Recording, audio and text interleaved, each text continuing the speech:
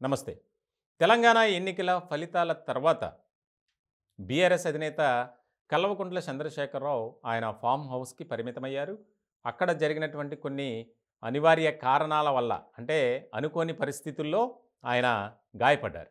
దానికి సంబంధించి వెంటనే సోమాజిగూడ యశోదకి తీసుకొచ్చారు. యశోదలో ఆయన అడ్మిట్ చేశారు. ఆపరేషన్ జరిగింది. ఓకే. అదంతా బానే ఉంది. అక్కడి నుంచి ఆయన నివాసం హైదరాబాద్ బంజారాహిల్స్‌లో నందినగర్ నివాసానికి ఆయన్ను తీసుకొచ్చారు. అంటే farm house to Nandinagar via Yashoda. ఇక్కడ ప్రజలు ఆసక్తికరంగా చర్చించుకుంటున్నారు. ఎందుకనంటే ప్రజాక్షేత్రంలో దాదాపు 9.5 ఏళ్ల పాటు ఆయన ముఖ్యమంత్రిగా ప్రజల మధ్యలోనే ఉన్నారు. ప్రజలతో మమేకమయ్యారు. అలాంటి పరిస్థితుల్లో ఇప్పుడు ఎలా ఉండబోతున్నారు? ఏ విధంగా గడుపుతున్నారు? అనే దాని మీద రకరకాలుగా చర్చలు జరుగుతున్నాయి. ముఖ్యంగా ఆయన వ్యవహార శైలి కానీ, ఆయన దినచర్య కానీ కాస్త భిన్నంగా ఉంటుంది. ఉదయం లేవగానే ఆయన పేపర్ చదవటం, అట్లానే అక్కడికి వచ్చినటువంటి అధికారులతో మాట్లాడటం, ఆయన ప్రతి ఒక్కరితో ముందుగా ఏం జరుగుతుంది ఏంటి తెలుసుకుని దాని ప్రకారం ఆయన ముందుకెళ్తారు. అయితే ఇప్పుడు తాజాగా నెలకొన్నటువంటి పరిస్థితుల నేపథ్యంలో ఏం చెయ్యాలో ఆయనకు అర్థం కావట్లేదట. ముఖ్యంగా ఇప్పటికే బీఆర్ఎస్ పార్టీ ఘోర ఓటమిని చవిచూసింది. ఇలాంటి తరుణంలో రానున్న పార్లమెంట్ ఎన్నికలకు సంబంధించి కసరత్తు మొదలుపెట్టారు కేసీఆర్. ఎందుకనంటే ఎట్లా అయినా సరే మనం ఎక్కువ స్థానాలు దక్కించుకొని ప్రజల మద్దతును కూడగట్టుకోవాలి. ఇదే మంచి సమయం. అలాగే రానున్నటువంటి పంచాయతీ ఎన్నికలు ఉన్నాయి. వాటిలో కూడా బీఆర్ఎస్ తరపున కొంత మనం ప్రాబల్యం కనబరచాలి.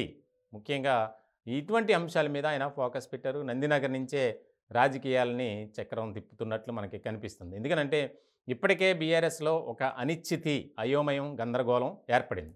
ఇలాంటి నేపథ్యంలో కొంతమంది బీఆర్ఎస్కు సంబంధించినటువంటి నేతలే తమ పార్టీ ఎందుకు ఓడిపోయింది, ఎవరి వల్ల ఓటమి చెందాల్సి వచ్చింది అనే దాని మీద కూడా బహిరంగంగా ఆరోపణలు చేస్తున్నారు. తాజాగా తక్కేలపల్లి రవీంద్రరావు అలాగే మరొక ఎమ్మెల్యే, మాజీ ఎమ్మెల్యే ఆయన కూడా మాట్లాడారు. ఇలాంటి సందర్భంలో క్యాడర్ని కాపాడుకోవాలి.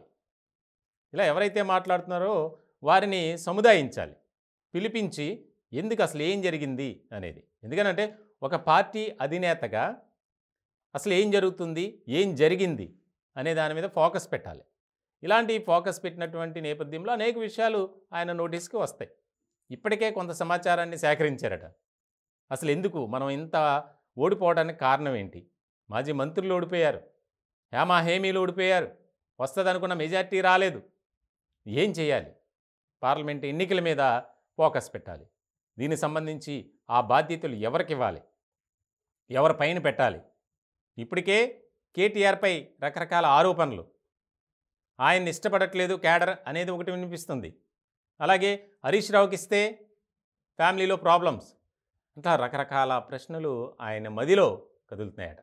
దీనికి సంబంధించి కొంతమంది సన్నిహితుల వద్ద కూడా ఆయన క్లియర్గా మాట్లాడినట్లు ఈ బాధ్యత. ఎందుకంటే ఆయన అంత వేగంగా ఇప్పుడు పర్యటించే పరిస్థితి అయితే లేదు. చాలా కాలం రెస్ట్లో ఉండాలి ఆయన.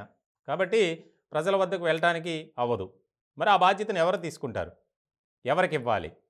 ఎవరికి ఇచ్చినా ఇబ్బందే. అలా అని కేటీఆర్కి ఇస్తే ఇంకా భేదాభిప్రాయాలు వచ్చే అవకాశం స్పష్టంగా కనిపిస్తుంది. కాబట్టి ఏం చేయాలనే దాని మీద ఆయన బిజీగా కొంతమంది సన్నిహితులతో అలాగే ఆయన ఫ్రెండ్స్తో, పార్టీలో ఉన్నటువంటి కీలకమైనటువంటి నేతలతో చర్చలు జరుపుతున్నారంట. మొత్తానికి బీఆర్ఎస్ అధినేత కల్వకుంట్ల చంద్రశేఖరరావు ఆయన భవిష్యత్ కార్యాచరణ ఏ విధంగా ఉండబోతుంది? ఎందుకనంటే ఒక పక్కన టీఆర్ఎస్ను బీఆర్ఎస్గా మార్చి జాతీయ రాజకీయాల్లో మేము చక్రం తిప్పబోతున్నాం అనేది పబ్లిక్కి ఒక ఇండికేషన్ ఇచ్చారు. అదే కొంప ముంచింది ఒక రకంగా చెప్పాలంటే. అంటే స్థానిక పార్టీకి ఉన్నటువంటి తెలంగాణ అనే పదాన్ని తీసేసి భారత్ అని పెట్టారు అనేది కూడా ఒక నెగిటివ్ ఫీలింగ్ అనేది వెళ్ళిపోయింది ప్రజల్లోకి. ఇలాంటి సందర్భంలో మనం రాష్ట్రంలోనే చక్రం తిప్పలేకపోయాం, మరి జాతీయ రాజకీయాల్లో మనం మనుగడ సాధించగలమా? అక్కడ మనకు సపోర్ట్ ఉంటుందా అనేది కూడా ఇక్కడ కీలకంగా మారినటువంటి అంశం. కాబట్టి మొత్తానికి పార్లమెంట్ ఎలక్షన్స్పై ఫోకస్ పెట్టినటువంటి కేసీఆర్ ఏ విధంగా అడుగులు వేస్తారు, ఆ బాధ్యతలు ఎవరి మీద పెడతారు అనేది కీలకంగా మారింది.